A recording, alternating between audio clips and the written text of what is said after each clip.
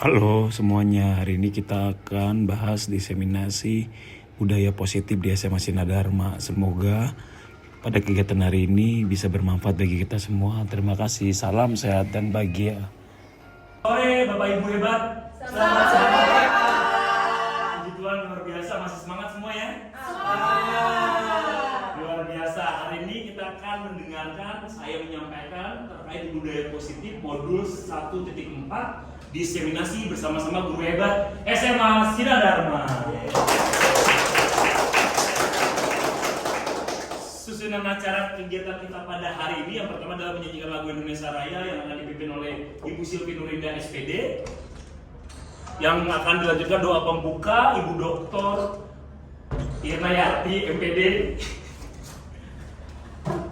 Setelah itu kata sambutan oleh salah satu wakil, betul saya kepala sekolah, wakil nanti dibantu oleh Bapak Fuad Alfauji SPD GR. Selanjutnya paparan diseminasi oleh saya sendiri, Sesian Gaga. Setelah itu kita diskusi tanya jawab. Kurang lebih 1 jam kita akan bersama-sama untuk belajar bersama. Saya tidak menggurui, tapi kita belajar bersama terkait dengan budaya positif di sekolah. Seperti itu ya Bapak Ibu ya. Kita lanjut saja. Menyanyikan lagu Indonesia Raya untuk Ibu Silvi Nurinda, kami persilakan.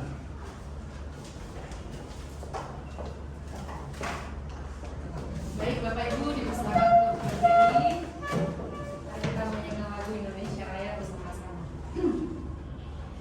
Hiduplah Indonesia Raya untuk dua. Indonesia tanah airku, tanah tumpah darahku.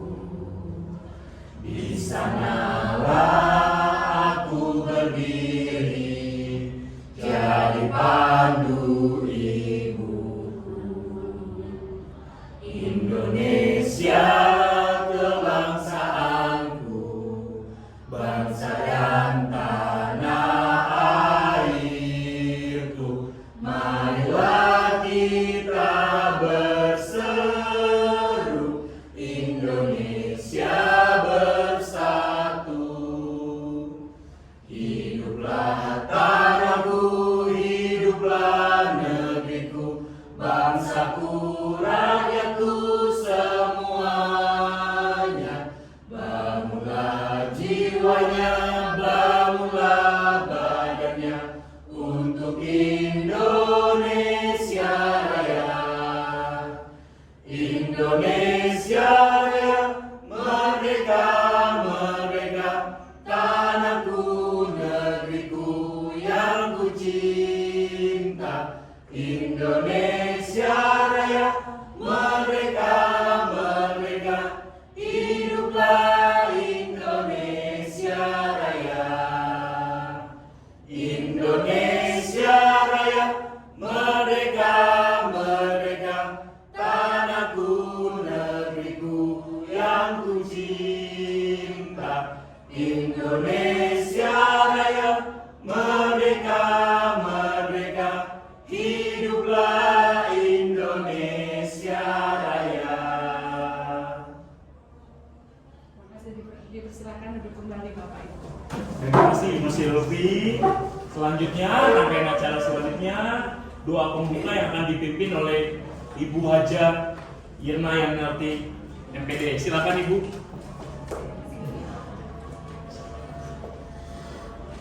Terima kasih kepada Bapak Ibu Guru. Mohon izin kita berdoa terlebih dahulu agar kegiatan diseminasi sore ini dapat berjalan dengan lancar.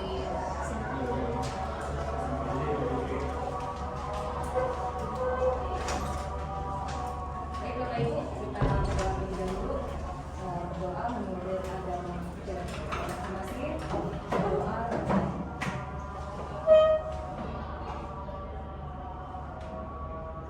Doa selesai. Baik, terima kasih Ibu Irna.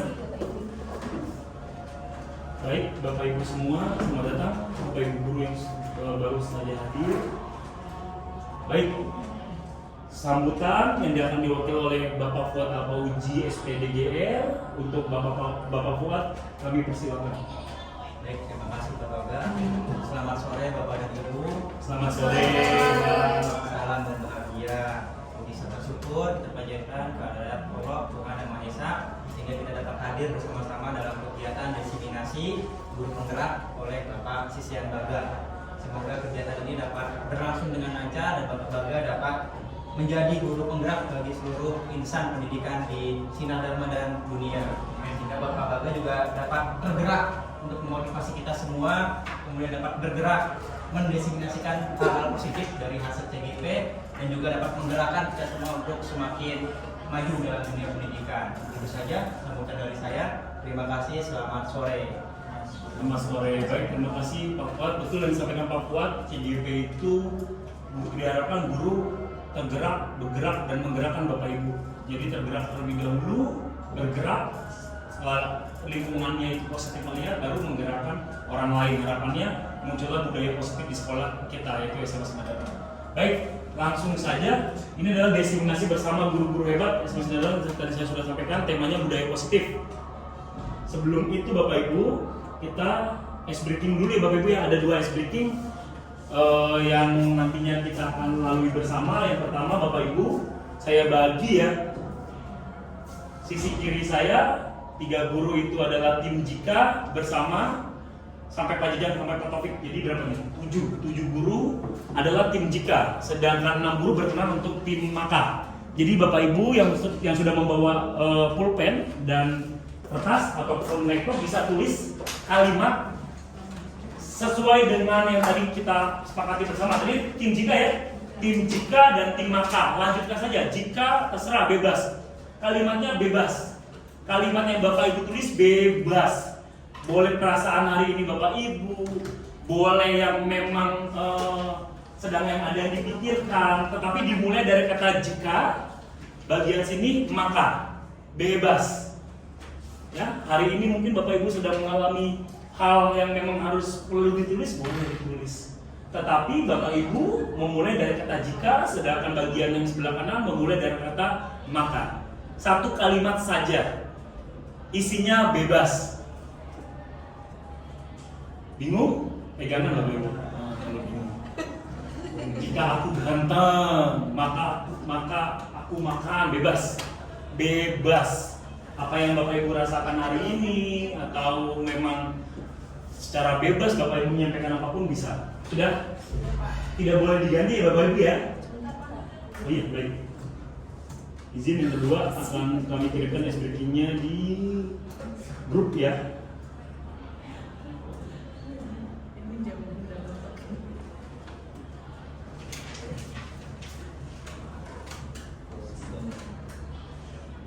Saya kirim dulu nanti yang kedua ya. Sudah Bapak Ibu?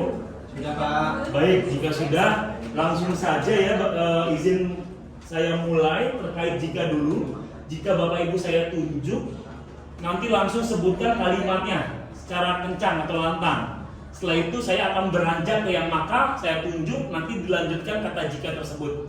Ya, seperti itu Bapak Ibu, izin saya kirim dulu di grup SMA. Baik, yang mukanya senang sekali hari ini ya, Pak Arif, karena kegiatannya tidak terlalu banyak hari ini. Jika saya sehat, maka yang dari tadi sehat silakan Pak. Maka saya ada. Oke, masih agak nyambung ya Pak Taufik nih. Jika Pak Taufik Suhu dunia mendingin. Waduh, jika suhu dunia mendingin, Ibu Haja Irma. Maka saya akan tidur. Nyambung ya. Chemistry dapet loh. Mohon izin ketahuan buku senior dua-duanya. Tapi sudah benar ya, tidak ada yang dihitungannya. Terakhir ya, siapa yang mau mengangkat tangannya tim jika? Oke. Ini aktif sekali nih. Jika Indonesia maju. Waduh. Please jangan tentang presiden yang direkam. Silakan Bu Silvi. Maka saya akan melakukan ibadah dengan rajin. Baik. Terima kasih Bapak Ibu, itu adalah sedikit sebentar saja. Ternyata jika dan maka kadang-kadang kita bisa chemistry-nya ya. Walaupun mungkin kita tidak saling bersama-sama untuk membuat jika dan maka. Tapi pada kenyataan di dunia ini terkadang memang ada yang memang sesuatu yang klop. Maka dari itu dengan sesuatu yang klop itu kita bisa bersama-sama maju untuk menentukan budaya positif. Seperti itu Bapak Ibu. Selanjutnya ada lagi, nah ini beda. Kalau ini kan baru tadi jika ada nakal, sekarang kita lanjut ke link yang sudah kami berikan di grup SMA. Mohon izin, itu ada ice breaking terkait dengan ya Bu, permainan pikiran. Silakan Bapak Ibu, saya izin klik.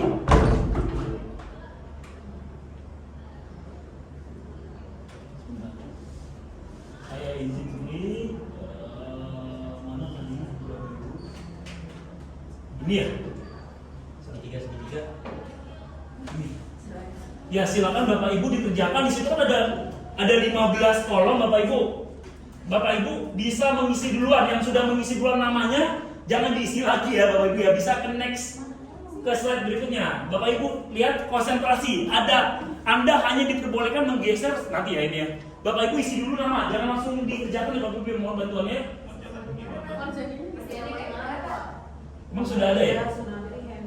Udah ada namanya. Ya kita edit ya. Oh, ada yang kosong satu. Waduh, Ada yang kosong? tsunami. Di bawah Mumun. Waduh, saya belum ganti lagi. Udah kita next deh. Udah ada jawabannya.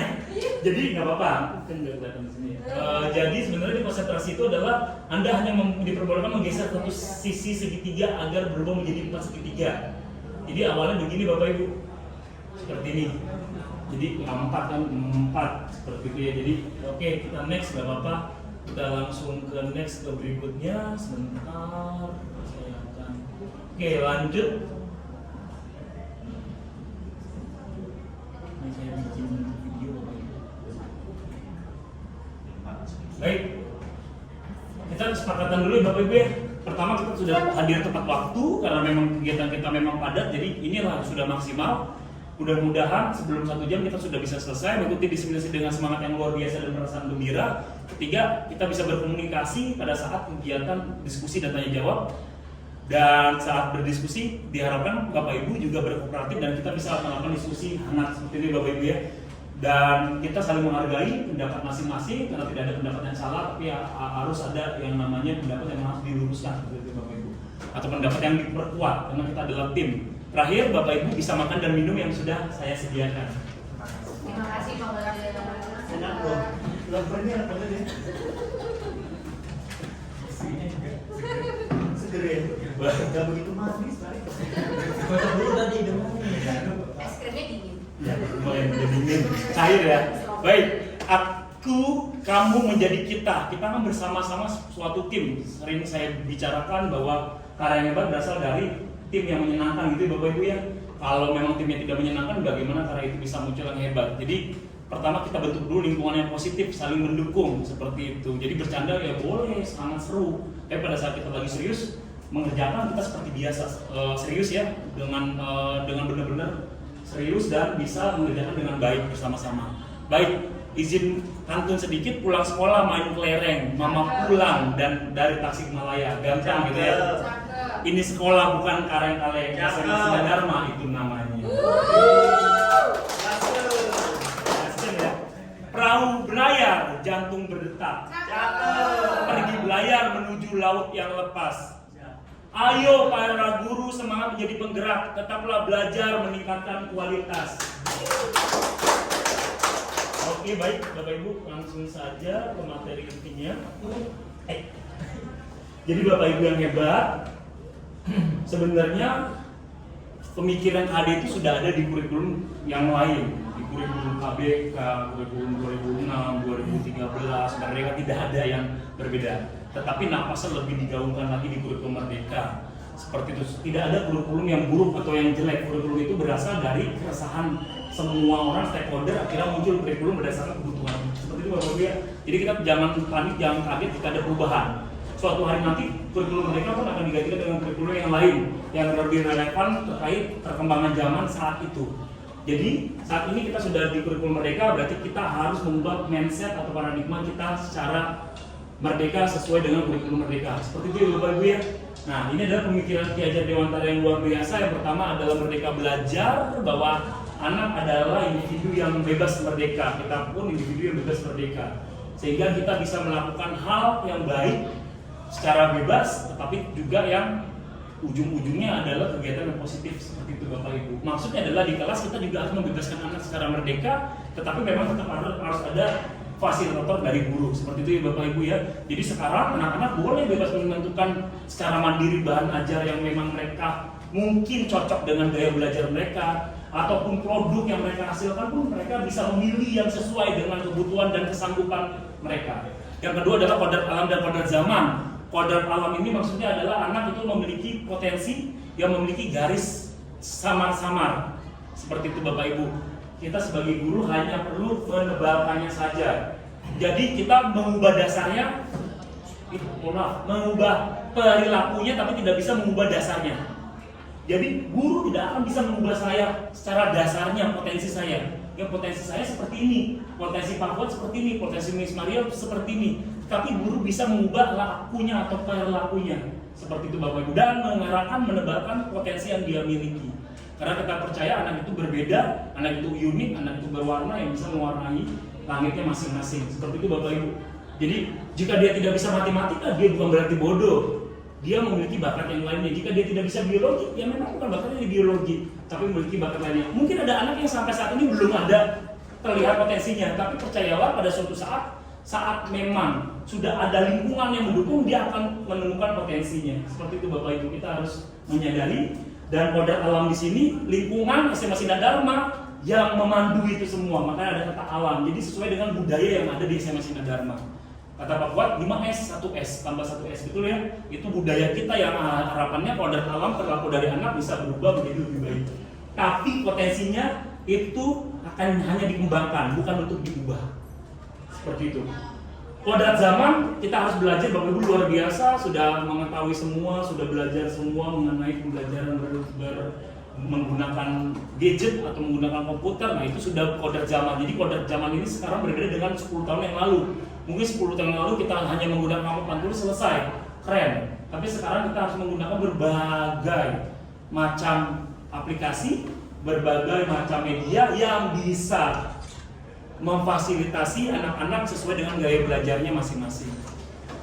Yang ketiga bukan tabula rasa. Jadi pernah dengar ya Bapak Ibu ya bahwa anak adalah lembar kertas kosong. Nah itu sudah dipatahkan oleh pemikiran Ki Hajar Dewantara bahwa anak bukan selembar kertas kosong, karena Tuhan sudah menggariskan potensinya dari awal.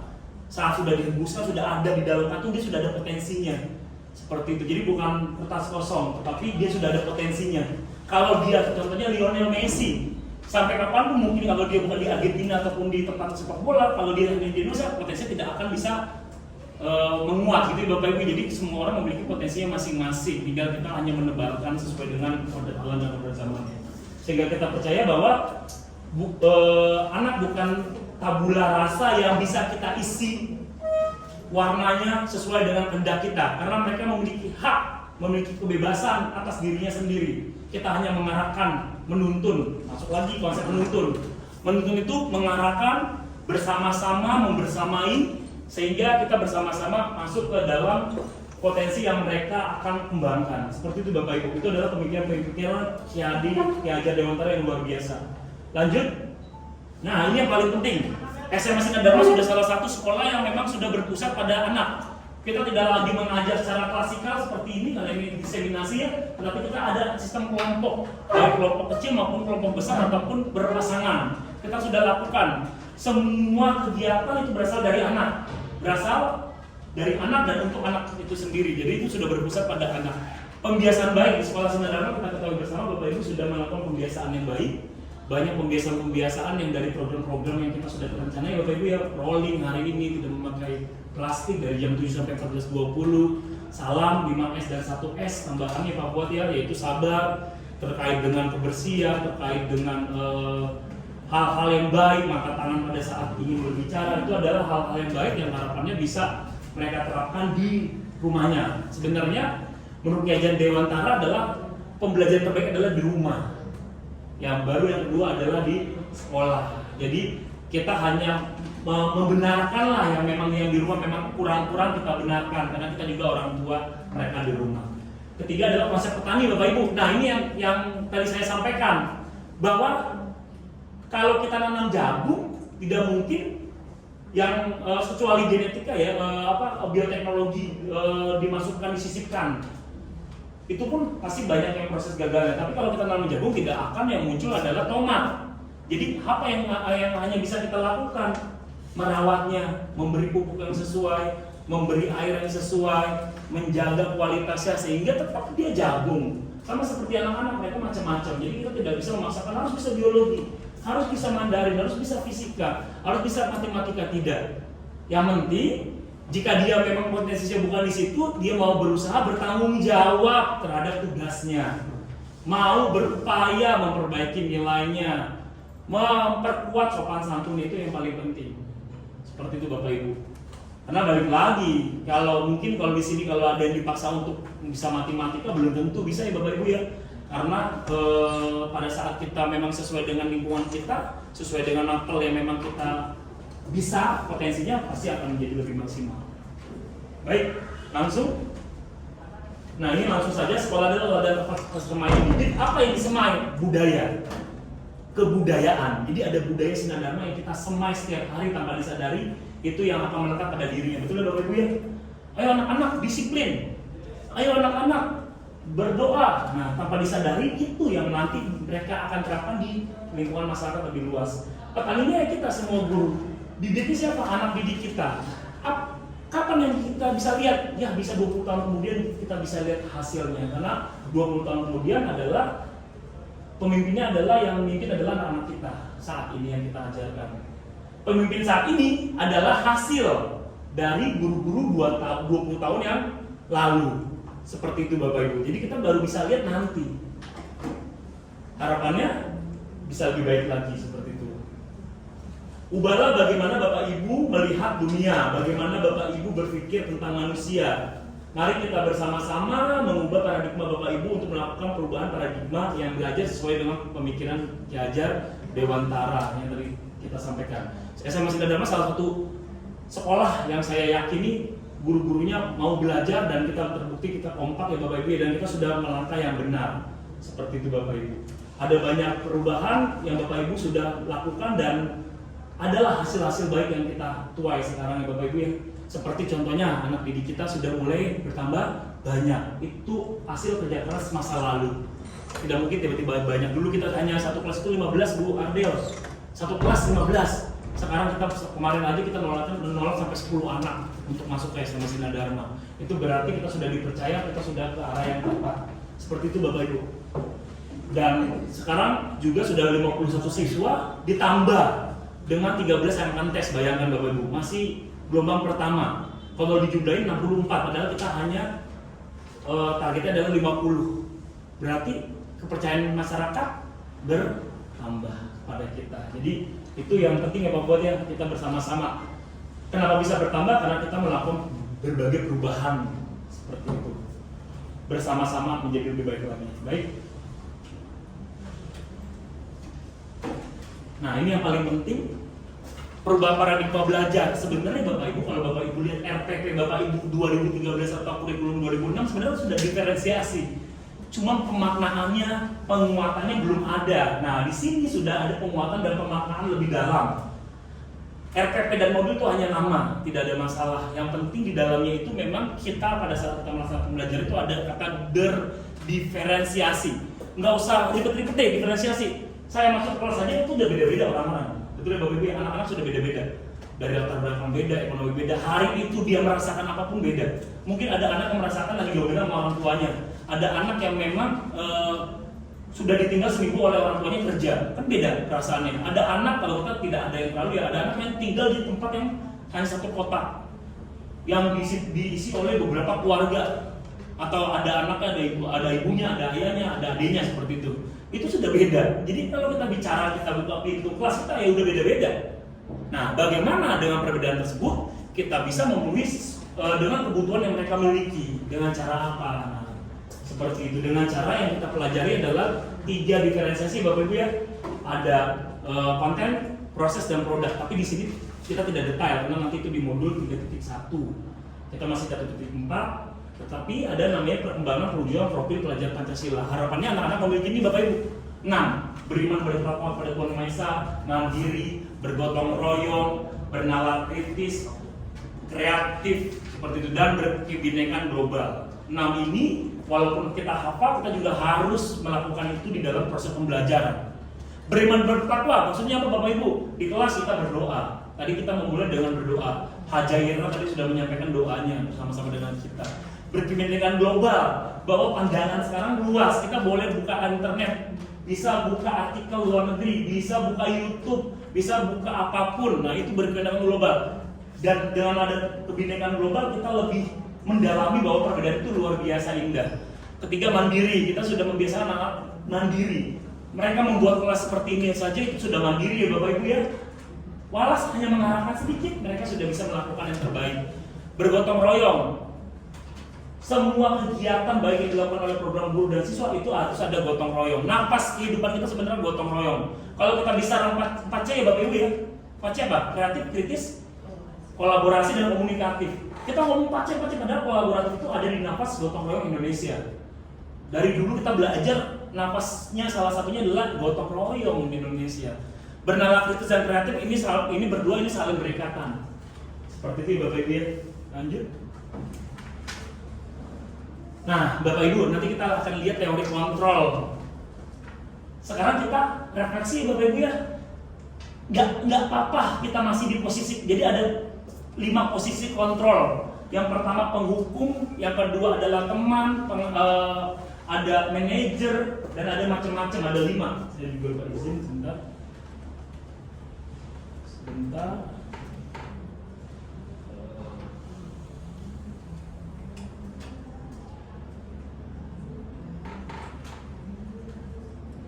langsung saja ke sini. Nah, kita bisa lihat dalam penerapan disiplin positif itu ada Diana Gosen 5 posisi kontrol. 5 posisi kontrol ini yang memang kita biasa melakukannya Bapak Ibu ya. Sebentar. Nah, nanti kita cek Bapak Ibu. Bapak Ibu harus merefleksikan diri Bapak Ibu masuk kemana. Apakah Bapak Ibu pada saat anak melakukan kesalahan itu masuk ke dalam penghukum? Apakah masuk pembuat merasa bersalah? Apakah masuk ke teman? Ataukah masuk pemantau? Apakah masuk ke manajer? Nanti kita pilih yang mana yang sebenarnya yang paling baik. Posisi kontrol yang paling baik. Jadi 5-5-nya bukan harus ditempatkan di tempat yang sama. Ternyata ada 2 yang paling bagus dari antara semua. Nanti kita lihat ya Bapak Ibu. Kita lihat bersama-sama. Sebentar. Tidak bisa di ini ya. Sebentar Bapak Ibu.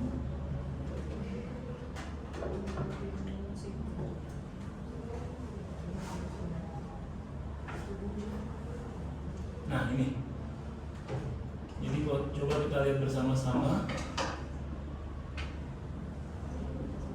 Mari kita lakukan bersama-sama ya Bapak Ibu, sembari Bapak Ibu merefleksikan diri Bapak Ibu berada di posisi mana.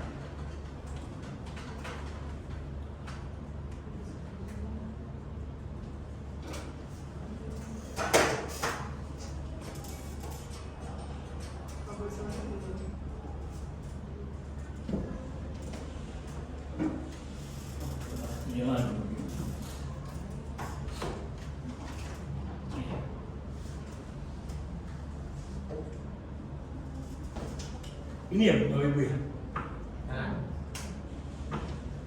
Was nanti ini. Udah. Penerapan disiplin positif restitusi, salah satu program yang dikembangkan adalah 5 posisi kontrol. 5 posisi kontrol dalam restitusi adalah proses perjalanan seorang pendidik agar dapat mengenali dirinya. Pada video kali ini, kita akan membahas tentang 5 posisi kontrol yang dikembangkan oleh Diana Gosen dan contoh penerapannya.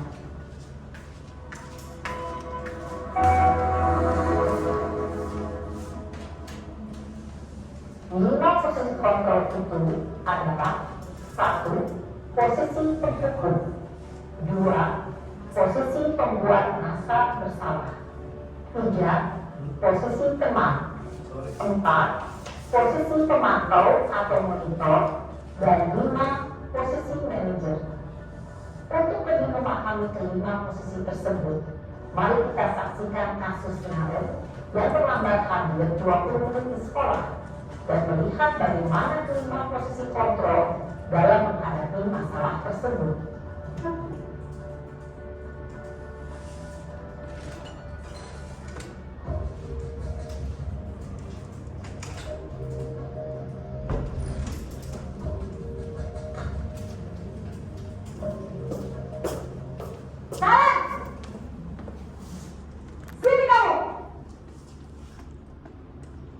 Selamat pagi, Bu. Selalu terlambat. Kamu deh pasti terlambat. Maaf, Bu. Saya Apa? Apa coba? Alasan kamu apa lagi? Kapan sih kamu tidak terlambat? Malas sekali ya kamu jadi anak. saya Dasar pemalas. Gak kapok-kapok sih kamu. Sudah berapa kali terlambat? Sana, kamu keliling lapangan basket 2 kali. kenapa saya harus keliling lapangan basket, Bu? Kenapa? Kamu merawat ibu. Berani-beraninya jawab. Sudah terlambat, masih berani jawab pula. Sekarang, keliling lapangan basket 5 kali sekalian. Biar kapok. Cepat. Pergi sana ke lapangan basket. Posisi penting. Langsung ngobrol dulu ya, nanti akan kita jelaskan bersama. Posisi kedua, membuat merasa bersalah Bapak Ibu. Dengan kasus yang sama Bapak Ibu, si Naren ini telat 20 menit. Naren!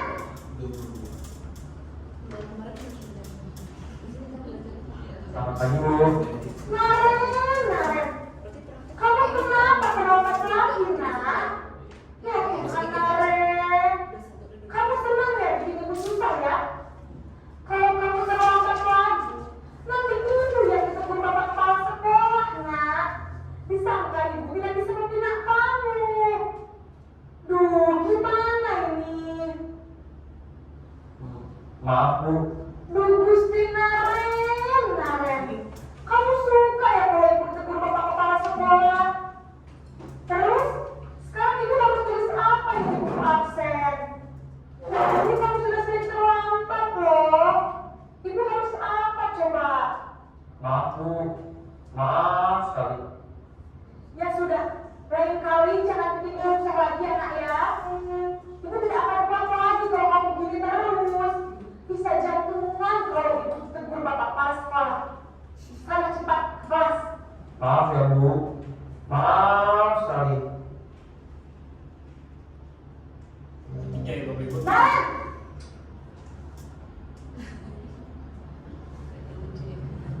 Selamat pagi, Bu. Wah, sudah jam berapa ini nak? Terlambat lagi ya saya. Iya, Bu. Habis ibu saya lupa bangunkan saya, Bu. Kamu malah menyalahkan ibu kamu. Kamu bukan anak yang ada yang paling kencang. Kok terlambat sih? Iya, Bu. Saya memang terlambat bangun tadi. Jadi biarpun saya lagi kencang, tetap nggak kencang, Bu. Ya sudah sekarang nanti lain kali laginya lebih kencang lagi ya. Biar gak terlambat lagi. Bikin senang ibu demi ibu. Bisa kan? Bisa lah, Bu. Dan sudah sana masuk kelas. Ibu beresin urusan absen kamu. Kamu ini ada les aja. Dalam posisi teman, guru berbicara dengan nada suara ramah, akrab, Pemantau ya Bapak Ibu. Tempat. Selamat pagi, Bu. Naren, apa peraturan sekolah kita tentang jam berapa kita harus masuk sekolah, nak? Kita harus di sekolah jam 7, Bu. Iya betul, sekarang sudah jam 7.20. Naren sudah tahu konsekuensinya jika terlambat hadir. Paham, Bu. Saya harus tinggal kelas pas jam istirahat selama 20 menit. Iya benar, konsekuensinya demikian.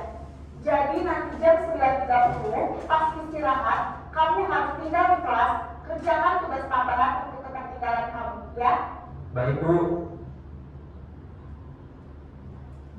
posisi pemantau mengandalkan penghitungan atau data untuk mengontrol mulut. Guru mengarah. Naren! Posisi terakhir Bapak Ibu manajer. Selamat pagi Bu. Selamat pagi Naren. Maaf Bu, saya terlambat. Iya, sekolah masuknya jam 7, sekarang sudah jam 7.20. Jadi sekarang bagaimana nih Naren? Maaf Bu, saya lupa saya alarm saya semalam. Baiklah, menurut kamu, keyakinan sekolah yang mana yang perlu kamu tingkatkan? Menghargai diri sendiri dan orang lain mungkin ya Bu. Setuju. Jadi, apakah Naren meyakini prinsip saling menghormati tersebut? Iya Bu, saya meyakininya. Apakah Naren bersedia memperbaiki masalah keterlambatan ini? Bersedia Bu. Bagaimana kamu akan memperbaiki masalah keterlambatan ini? Saya akan coba untuk tidak lupa menyetel alarm saya Bu. Baik, kalau Naren lupa menyetel alarm di rumah, ada orang yang kira-kira bisa bantu mengingatkan tidak? Ada Bu, kakak saya, Kak Emma. Ada lagi selain Kak Emma? Selain Kak Emma, ada ibu saya. Baik, jadi yang mengingatkan Naren adalah Kak Emma dan ibu kamu ya? Kira-kira akan mulai setel alarm kapan Naren? Setelah pulang sekolah, akan segera saya lakukan. Baik, jadi Naren akan setel alarm untuk bangun besok pagi dan akan diingatkan oleh kakak dan ibunda Naren ya. Ada lagi yang mungkin perlu dilakukan Naren agar tidak terlambat bangun lagi. Tidak ada Bu. Baik Naren, terima kasih untuk kerjasama kamu. Sekarang kamu perlu kembali ke kelas untuk belajar. Baik Bu, terima kasih.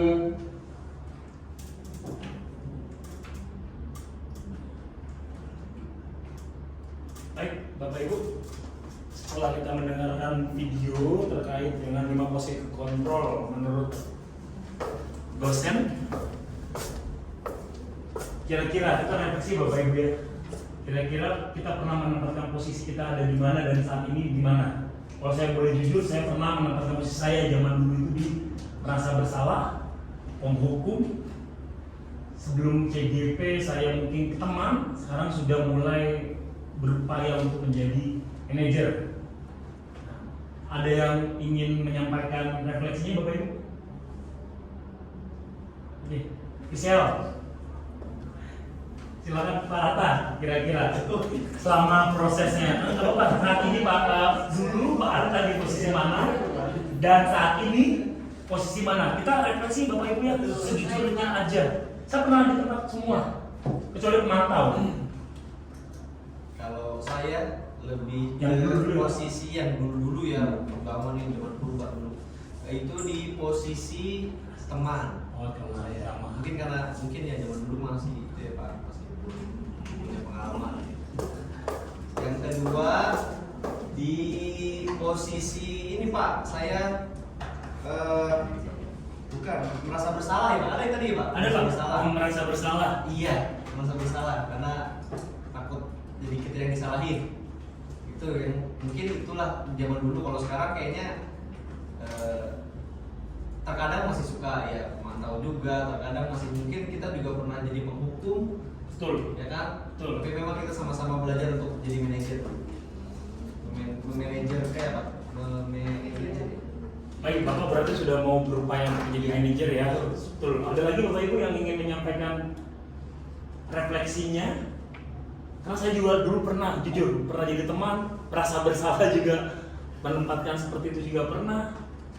Tapi memang sudah berangsur-angsur mulai berubah karena kita berdiskusi dengan banyak ya, sudah masukan dari rekan sejawat, terkadang refleksi juga, umpan balik juga menjadikan kita lebih baik lagi. Akhirnya sudah berangsur-angsur mencoba melakukan manajer. Nanti kita apa sih tahapan manajer yang dilakukan? Beli Bapak Ibu, Bu Seti mungkin bisa ngasih pandangan apa untuk refleksi? Ya,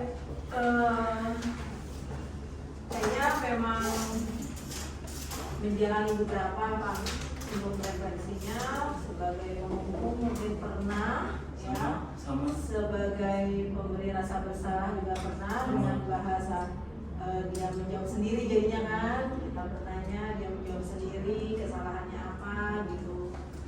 Terus sebagai teman kalau memang kondisinya bisa diajak berbicara anaknya, siswanya gitu, dia sebagai teman. Untuk yang manajer saya belum pernah mengalami karena memang belum pernah ada kasus sih sebenarnya Pak, nggak ketemu gitu. Paling kan kita di sini kenyataannya paling cuma telat kumpul tugas. Oke. Ya, telat kumpul tugas. Saat telat kumpul tugas, Ibu biasanya menempatkan posisinya di posisi apa dari 5 itu yang paling dominan? Paling dominan sih sebenarnya sebagai saya tanya dulu alasannya. Kalau alasannya bisa diterima masuk akal, ya bisa sebagai teman. Gitu. Tapi kalau misalnya alasannya mengada-ada, nah itu saya bisa turun ke 2 dan ke 1 tadi. Gitu. Tergantung nanti alasan yang diterima. Baik, terima kasih Bu Septi. Ada lagi satu lagi ya Bapak Ibu ya? Siapa? Oh, Pak Taufik boleh. Posisi 6 ya. Silakan Pak Taufik. Pak Baga. Saya jujur saja ya, ketika menonton video tadi saya tersentuh Pak. Ya betul, ini tidak bercanda saya, serius. Saya tersentuh karena menurut saya dari kelima apa itu? Posisi kontrol. 5 posisi kontrol Diana Gosen. ya, oleh pendidik. Saya yakin semua pendidik pernah melakukan kelimanya. Betul.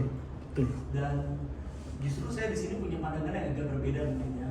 Kalau Bapak sebagai calon guru penggerak mungkin diarahkan kepada manajer, posisi manajer. Menurut saya kelima posisi kontrol itu tidak ada yang lebih unggul sih menurut saya. Kelima-limanya tetap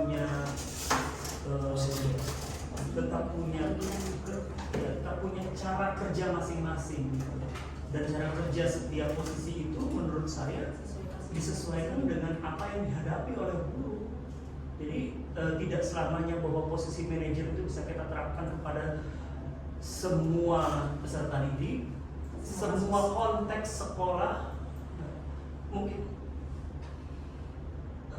kalau sekolah-sekolah yang punya murid ketika kita melakukan asesmen diagnostik non kognitif, kita tahu anak-anak itu dari latar belakang yang luar biasa beragam misalnya.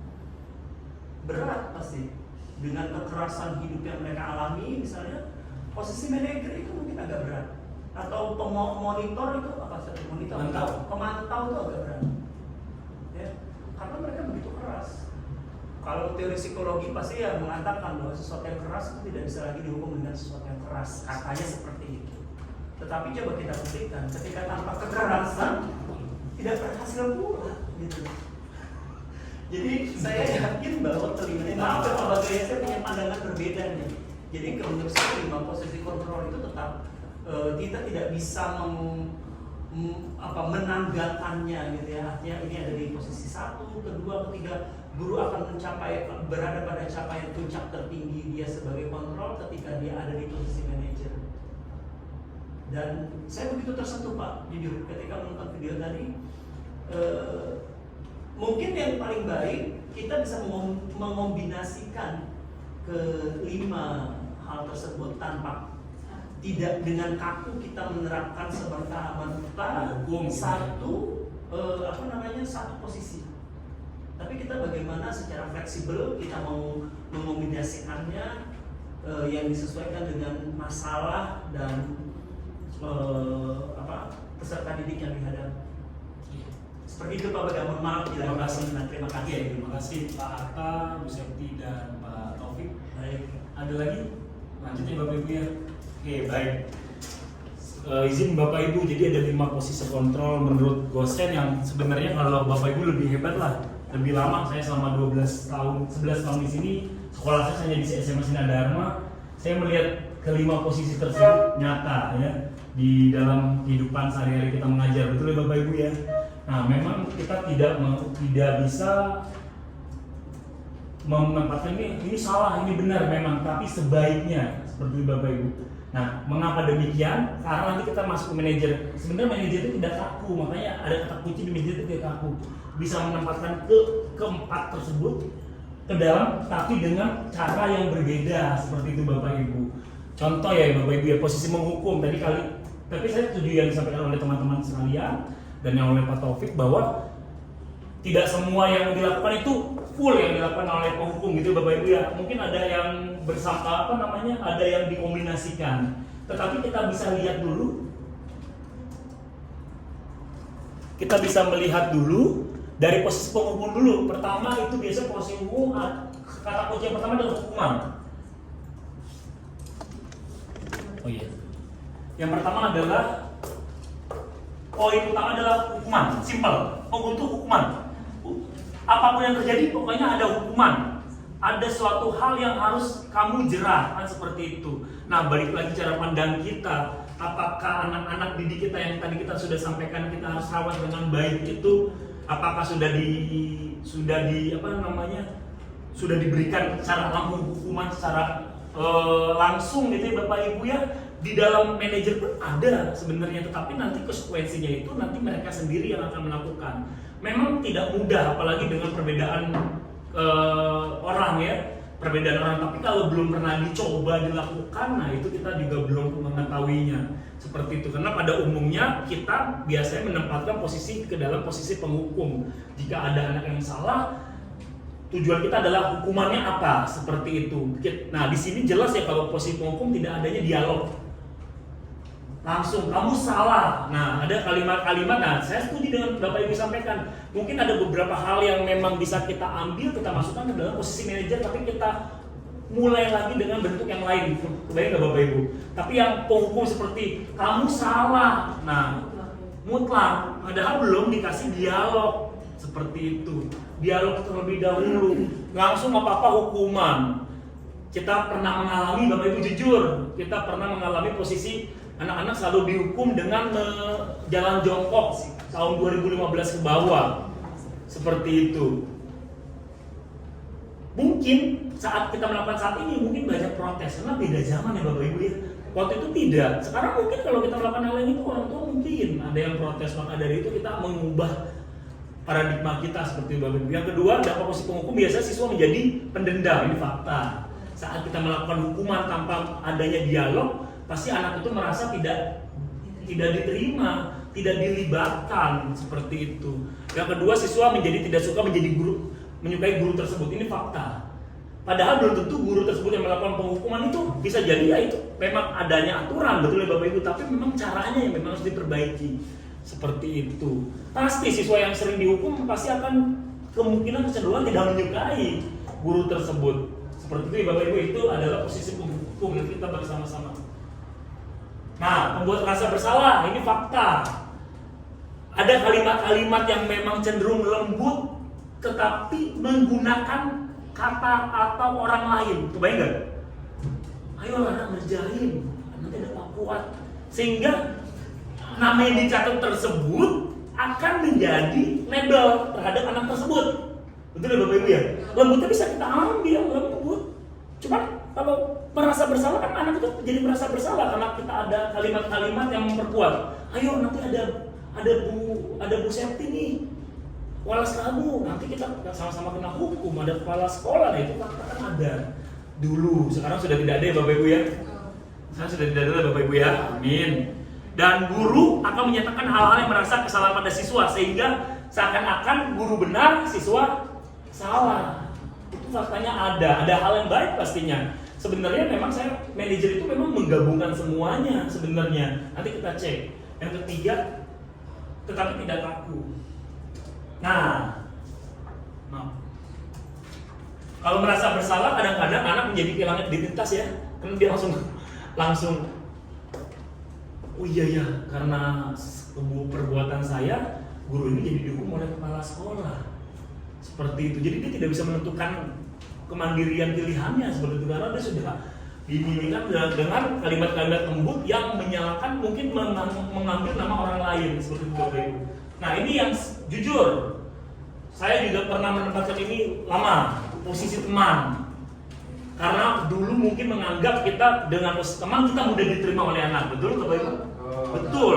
Padahal ada posisi tersebut akan sangat-sangat terancam kredibilitas kita sebagai seorang gurunya seperti itu. Kadang-kadang anak-anak juga menyalahartikan seperti itu ya. Yang pertama, suara guru akan ramah, sering bercanda gurau pada saat terkena masalah ya Bapak Ibu ya. kalau pembelajaran kita menyenangkan pastinya, tapi saat kena masalah ini kan posisi kontrol pada saat kita menemukan anak bermasalah atau melakukan kesalahan. Murid akan merasa senang, aman, dan akrab dengan gurunya. Dah, ada Pak Baga, ada Pak Jajang, aman semuanya. Nah, akibatnya apa? Akibat dampaknya ini sangat, siswa akan tergantung pada satu orang, ini fakta, orang tersebut. Betul ya Bapak Ibu ya? Yang kedua, siswa tidak mandiri karena merasa selalu ada yang membela. Tadi ada kalimat, udah masuk aja, absen aman, kan begitu ya, absen aman. Nanti bapak, ibu akan melakukan absennya, sehingga di lain waktu siswa itu bukan dari kesadaran dirinya, bukan dari motivasi internal, tapi eksternal nanti dia jatuhnya. Hanya ada guru tersebut, suatu saat nanti guru tersebut pindah atau manusia yang meninggal dunia, itu akan mengalami perubahan identitas dari si anak tersebut. Seperti itu. Jika memang terlampau akrab, akrabnya itu pada saat membuat kesalahan ya Bapak Ibu ya, tetap menempatkan di posisi teman. Lanjut.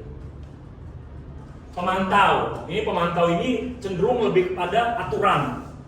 Jadi seorang pemantau itu bersuara datar, tidak emosional. Ini bisa ini ya, tidak bersenda gurau atau menggunakan suara tinggi tercipta. Identitas positif ini bagus pemantau juga. Pemantau perlu senantiasa memantau pada siswa, diberikan sanksi. Dia ada pemantauan seperti itu. Guru pemantau, guru mengarahkan siswa berdasarkan peraturan dan konsekuensi. Jadi misalkan dia terlambat, silakan konsekuensinya apa? Dia akan menyampaikan, akan berdiri selama 40 menit di depan kelas misalkan. Seperti itu. Jadi pemantau itu sudah mulai adanya dialog dan anak sendiri yang menyampaikan kesalahan-kesalahan ataupun solusi-solusi yang nantinya akan disepakati bersama. Seorang pemantau menunjukkan bahasa tubuh, efek datar dan cenderung formal. Nah, kita lihat manajer. Nah, dampak posisi pemantau siswa akan menghitung konsekuensi hadiah tanpa memahami sepenuhnya, karena tidak ada dialog. Apa sih yang harus kita yakini? Nah, ini yang berat manajer ya Bapak Ibu ya, kalau di sekolah belum ada nilai kebajikan yang diyakini, nilai-nilai kebajikan yang diyakini ya nggak akan bisa setuju. Makanya kita coba memulai nanti ada nilai kebajikan yang memang kita yakini bersama, yang sudah menjadi keyakinan kelas dari kesepakatan, dimulai dari kesepakatan kedua, keyakinan kelas, jadi disisipkan dengan nilai kebajikan. Coba kita masuk ke ranah-ranah itu, coba kita coba. Karena memang kita belum secara sepenuhnya melakukan hal tersebut ya, tapi kita bisa mencoba. Tidak ada salahnya mencoba ya Bapak Ibu ya. Terakhir manajer ini pada faktanya, pada ininya adalah tidak langsung mengejas anak tersebut, tapi adanya proses dialog kayak coaching Bapak Ibu sebenarnya. Jadi kalau kesalahan nggak mungkin kesalahan lagi langsung kan, jadi langsung kepada apa sih yang harus kita perbaiki bersama-sama gitu. Bersama-sama maksudnya dia, tapi kita bisa mengarahkan pertanyaan-pertanyaan yang berhubungan dengan membantu dia. Kayak tadi kan dia bilang, siapa yang bisa membantu mendengarkan, menghentikan alarm? Ibu saya, Kak Emma misalkan. Kita harus memiliki keterampilan dalam komunikasi. Tidak mudah, sulit pastinya, tapi kan pasti kita akan menuju ke sana. Seperti itu Bapak Ibu. Guru dengan tulus mengajukan pertanyaan-pertanyaan berulang, tapi yang paling penting sebenarnya posisi manajer harus ada nilai kebajikan. Jadi ada suatu bercandaan juga di kelompok kami. Bagaimana nih? Kalau di YouTube tadi kan gampang ya Bapak Ibu ya, seperti kan setelah diposisikan ya Bapak Ibu ya. Gimana kalau kita tanya gini? Kebajikan apa ya? Apa Pak kebajikan? Ini gitu ya Bapak Ibu bingung, karena berarti belum masuk ke dalam nilai kebajikan. Manajer ini harus dimulai dari awal. Kebayang nggak Bapak Ibu? Jadi nggak ujuk-ujuk langsung jadi mencoba manajer. Nggak usah muluk-muluk, nggak usah sekolah kelas dulu kita buat kesepakatan kelas, keyakinan kelas. Oke, kita tanggung jawab. Kamu tidak makan, kita tanggung jawab. Itu dulu yang kita pegang. Saat dia melakukan kesalahan, kita masuk ke dalam ranah nilai kebajikan tersebut yang kita sudah kesepakati bersama. Seperti itu. Kalau kita belum pernah menyisipkan nilai kebajikan, ya apa yang mau kita mulai dari manajer nggak bisa ya Bapak Ibu ya. Sehingga memang harus dimulai dari awalnya dulu memang. Ya maka saya bilang ini tidak mudah karena membuat fondasi nilai kebajikan di dalam tengah-tengah kita kan masih perlu pengembangan seperti itu. Sebenarnya kita sudah tahu, tanggung jawab sudah tahu, tapi kadang-kadang kita tidak ada kalimat kuat untuk menyatakan bahwa ini adalah keyakinan kelas gitu. Maka dari itu nanti tahun depan kita coba-coba kita kesepakatan kelas, keyakinan kelas. Contoh ya kesepakatan kelas ini contoh ya, kita bersama-sama Kosong aja Bapak Ibu, itu kosong, nanti tulis gini, nanti harus ada alasannya kan. Mengangkat tangan, nah nanti kita masuk ke nilai kebajikan. Saat mengangkat tangan apa nilai kebajikannya? Saat kita ngomong, ada yang mendengar apa nilai kebajikan? Misal menghargai. Saat membersihkan apa nilai kebajikan? Kebersihan. Angkat tangan apa? Ketertiban misalkan, karena kalau semuanya menjawab kan guru tidak bisa bingung seperti itu Bapak Ibu. Jadi memang ada namanya nilai-nilai kebajikan yang kita sisipkan dulu, kita coba. Setelah itu nilai kebajikan itu sudah tertanam dalam diri mereka, barulah kita akan melakukan posisi manajer, karena manajer itu harus berasal dari nilai-nilai kebajikan yang telah disepakati bersama. Kebetulan si Naren di sekolahnya sudah ada nilai-nilai kebajikannya. Kalau sekolah yang belum ada ya nggak bisa, sulit. Seperti itu ya Bapak Ibu ya. Kayak kami bertiga lah, saya Pak Bu Indah dan Pak Fuad melakukan coaching, kan ada guru sudah tahu nilai-nilai yang harus mereka tahu. Jadi pada saat kami mengcoaching guru gampang sebenarnya, betul ya Bapak Ibu ya, karena guru sudah menyadari. Tanpa saya bilang pun guru sudah menyadari apa kekeliruannya, jadi akan keluar sendiri sampai solusinya itu kan kita nyatakan. Tapi kalau kan nggak semudah itu, seperti guru, betul ya Bapak Ibu ya? Seperti itu. Jadi memang mari kita bersama-sama masuk ke posisi pemantau atau manajer, tetapi tidak kaku, tetapi bisa kita tambah-tambahkan hal-hal yang baik dari beberapa posisi tersebut. Saya sepakat seperti itu.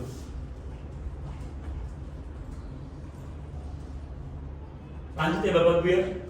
Oke, 17 menit lagi. Kita mulai jam 3 tadi ya. Oke, satu lagi Bapak Ibu. Segitiga restitusi Bapak Ibu. Jadi Diana Gosa selain kontrol, dia juga memang yang dari Glaser, dia juga membuat segitiga restitusi Bapak Ibu. Jadi segitiga restitusi ini adalah suatu proses dialog yang dijalankan oleh dulu orang tua ataupun siswa yang bersama-sama untuk memecahkan suatu masalah. Jadi ada tiga tahap di segitiga restitusi ini. Yang pertama adalah menstabilkan identitas, memvalidasi tindakan yang salah. Yang ketiga menanyakan keyakinan. Nah itu kalau kita belum ada keyakinan kelas ya nggak bisa melakukan posisi kontrol manager dan sampai ke tahap segitiga restitusi itu fakta. Sehingga karena kalau kita bilang apa yang memang ini, kalau kita tidak pernah menyampaikan hal positif seperti menghargai, menghormati, dia nanti akan menarik datanya kan susah. Ya apa ya, orang nggak pernah disepakati, orang belum pernah ada keyakinan ya, gitu seperti itu. Jadi ujungnya hanya aturan. Makanya dari itu anak-anak kita kan sekarang harus tahu kenapa aturan ini, kenapa aturan itu, seperti itu Bapak Ibu harus ada penjelasannya. Kita langsung saja izin langsung ke video saja Bapak Ibu ya. Itu video saya dengan anak-anak yaitu Pak Franz dan Gabriel. Sebentar. Ini kali ya, langsung sini aja kali ya.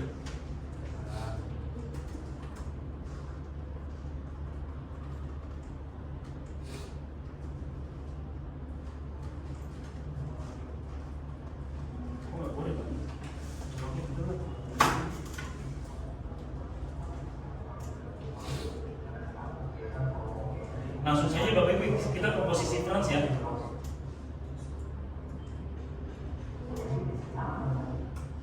Jadi ada 3 tahap yang kita sudah lalui. Baca di situ aja Bapak Ibu.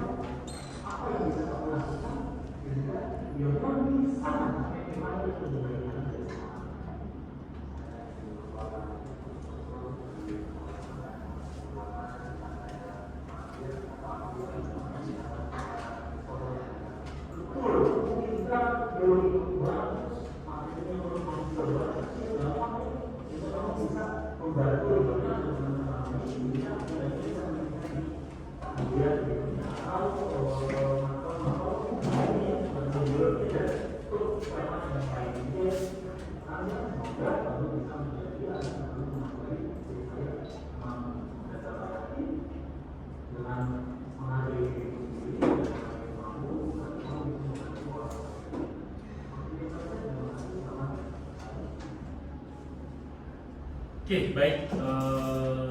Itu Bapak Ibu contoh dari segitiga restitusi. Sama ya, saya juga masih belajar karena memang itu juga hal yang baru. Biasanya kan kalau kita bicara coaching itu kan istilahnya dialog-dialog itu tidak ada poin-poin khusus ya Bapak Ibu ya. Tapi kalau di sini kita bisa lihat bersama, dia ada poin-poin khususnya. Sebentar. Nah, ya, balik lagi ya. Oke, mana tadi? Nah ini Bapak Ibu, jadi pada saat anak melakukan kesalahan, tadi kan contohnya Franz meledek Lionel nangis, sedih saat diledek karena nilai Franz lebih tinggi. Sehingga kita pertama adalah menstabilkan identitas. Kenapa demikian? Karena pada saat mereka melakukan kesalahan atau apapun, dia pasti ada alasannya awalnya. Maka kita ada kata menstabilkan identitasnya dulu. Kalau sesuatu yang memang berhubungan dengan ini adalah hal yang mungkin kita bisa juga alami, itu bisa dikasih tahu. Wajarlah kamu seperti itu, senang dengan nilaimu, seperti itu Bapak Ibu. Jadi distabilkan dulu identitasnya. Kalau tadi kalau Gavril itu kalau tidak salah dia karena kasusnya satu kelompok, dia tidak suka dengan sekelompok yang memang tidak pernah membantu dia dalam bekerja dalam kelompok. Kita bisa sampaikan bahwa wajar kalau kamu demikian karena kejadian-kejadian atau peristiwa sebelumnya pada saat kelompok kamu sudah maksimal tetapi temanmu belum maksimal atau tidak membantu dalam kegiatan kelompok. Jadi itu menstabilkan identitas dulu. Jangan langsung kita lawan, salah ini salah. Pasti ada alasannya. Biarkan mereka bercerita alasannya. Kayak tadi kan disampaikan si siapa namanya tuh Franz bahwa dia bangga dengan nilainya 100 seperti itu. Sedangkan dia 40 sehingga dia meledek, mengejek nilainya Lionel. Setelah sampai di tahap sudah mulai stabil identitasnya sudah tahu, tapi kita harus masuk ke validasi tindakan yang salah. Cuma saya bilang kalau salah benar-benar ya Bapak Ibu ya. Ya jelas kalau dia panggil kita lagi proses berarti ada tindakan yang salah. Tinggal ada kalimat-kalimat yang tadi disampaikan ya Bapak Ibu ya. Mungkin yang kamu sampaikan bisa menyakiti perasaan temanmu. Mungkin temanmu si Lionel sudah berupaya dengan keras tetapi belum maksimal hasilnya. Perkataanmu mungkin bisa menyebabkan dia menjadi sedih, berkecil hati, kan gitu ya bisa ya Bapak Ibu ya. Jadi ada kalimat-kalimat validasi tindakan yang salah. Kalau Gavril terkait kelompok bisa sampaikan, sudah berapa banyak kamu memberikan bantuan terhadap temanmu? Mungkin saja kamu belum mencoba. Ada tindakan salah dong tindakannya. Belum mencoba membantu temanmu, belum berupaya, tapi kamu sudah menjas temanmu. Demikian misalkan contohnya seperti itu. Setelah itu terakhir, tapi kita tidak menyalahkan ya Bapak Ibu ya. Kita memberikan itu sehingga dia membayangkan lagi kembali apa sih yang apa sih yang menyebabkan dia salah gitu Bapak Ibu. Terakhir menanyakan keyakinan yang tadi saya sampaikan, keyakinan kelas ini harus ada keyakinan kelas sebelumnya dengan guru tersebut dong. Tidak bisa ujuk-ujuk apa keyakinan kelas kamu, bingung ya, apa yakin nih, gue yakin sama kamu gitu. Nggak ada, jadi harus menanyakan keyakinan kelas itu. Sudah sepakat apa sih keyakinan kelas yang memang kita harus sepakat di sini? Tadi kan menghargai orang lain, menghargai jeripaya orang lain, menghargai hasil yang dia lakukan seperti itu. Jadi setelah itu barulah masuk pada solusi apa. Jadi solusi itu ini sudah saya lakukan, yang perbuatan kita lakukan solusi apa. Jadi anak yang membuat solusi itu sendiri dengan bantuan pertanyaan pemandu atau pemantik dari kita. Apa sih yang mungkin kamu bisa lakukan? Iya, saya bisa membantu Lionel dengan membantu dia karena saya nilainya bagus, dia nilainya kurang seperti itu. Jadi ada yang namanya solusi yang kita sepakati bersama. Seperti itu Bapak Ibu. Jadi ketiga hal ini memang pastinya bisa kita modifikasi ya Bapak Ibu, tapi tidak mudah karena kita harus berasal dari keyakinan kelas dulu yang kita sepakati bersama. Tetapi mari kita coba dulu. Jika coba gagal berarti masih ada yang perlu diperbaiki. Coba lagi diskusi dengan teman-teman sejawat, mungkin menjadi lebih baik lagi. Seperti itu ya Bapak Ibu ya.